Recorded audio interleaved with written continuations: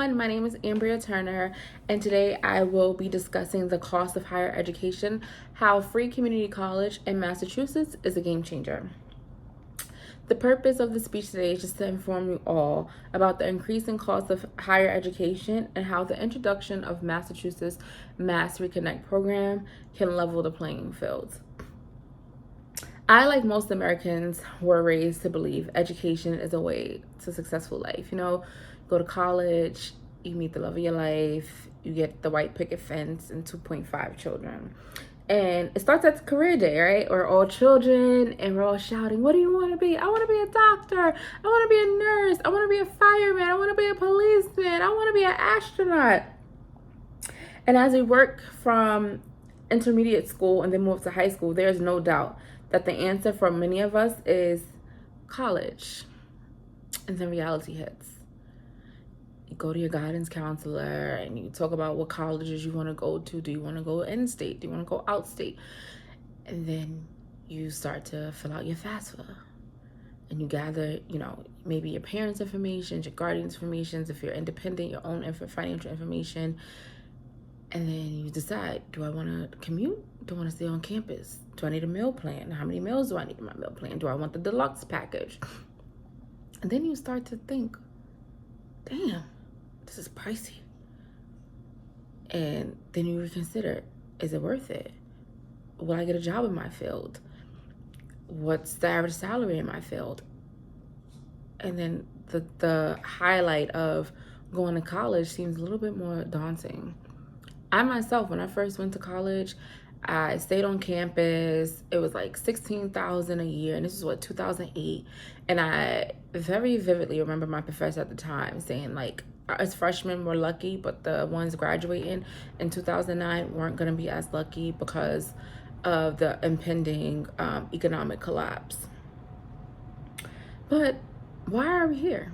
How did we get here? Well, how is college this expense that many of us aren't willing to take on and wind up having crippling debt, where we aren't able to live our lives into our 40s and even 50s? And that's if we decide not to continue education or don't take up fields such as the medical field that requires a lot of schooling.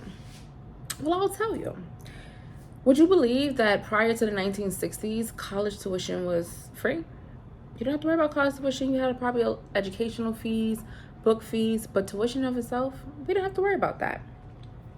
But unfortunately, a lot of this leads back to classism and racism.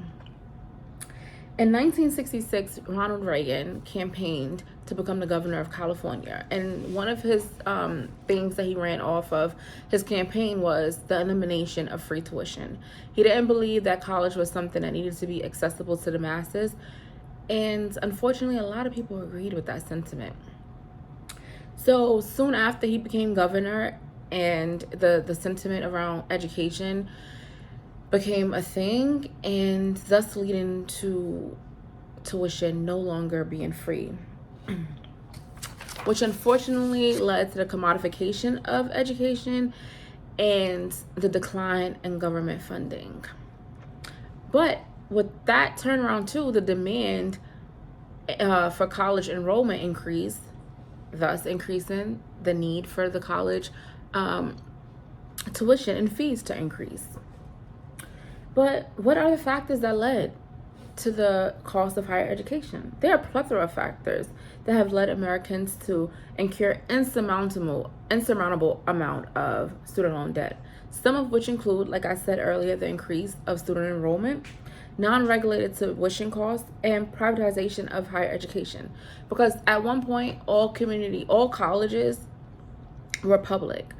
And if you look at the chart that I presented in my slideshow, you'll see that the cost difference in private and public education is insane. It's damn near double.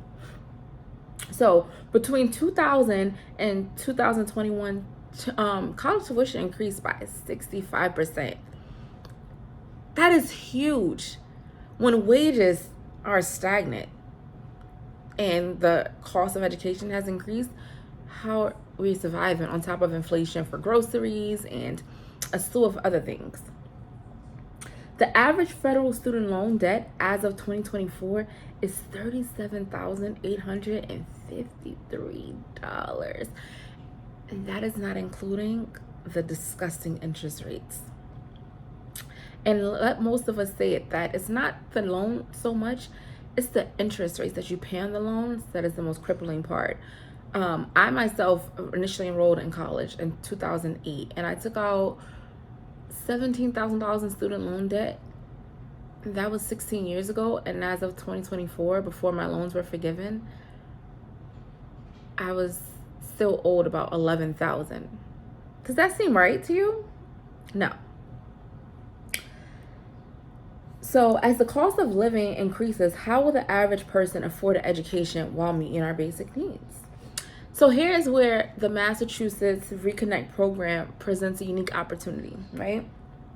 In the fall of 2023, Massachusetts introduced the Mass Reconnect program with some stipulations. So initially you had to be 25 years or older and not had a prior college degree and been a high school graduate and a resident of Massachusetts to be able to enroll in this program.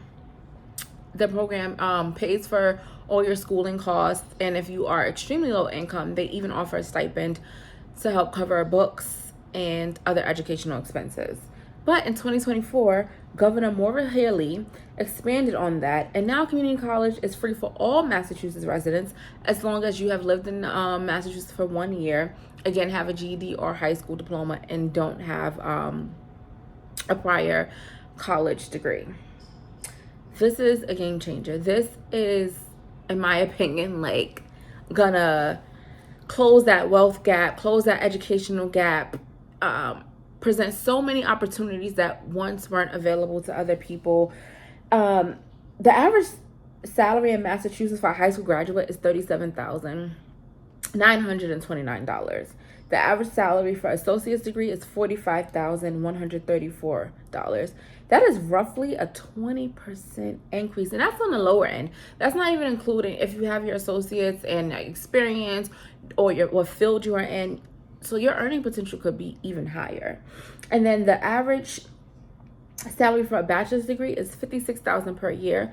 And again, that's if you're lucky. Some jobs, they ask for a bachelor's and they're like $47,000, which that's a whole other conversation for another day. But the opportunity to decrease your salary without having the initial crippled burdening of student loan debt is unexplainable of how it will change the trajectory of so many people's lives. Many people decide to go the working route without receiving any type of formal education due to not wanting to incur any debts. But if I can go to school, I can increase my earning potential. The first 2 years of college are free. And if I get a good enough GPA, I can apply for scholarships and possibly continue my education for free. That is wiping out, I'm going to say, the average tuition at QCC per year, depending if you're in state or out of state, is roughly, I'm going to say, like $6,000, $7,000.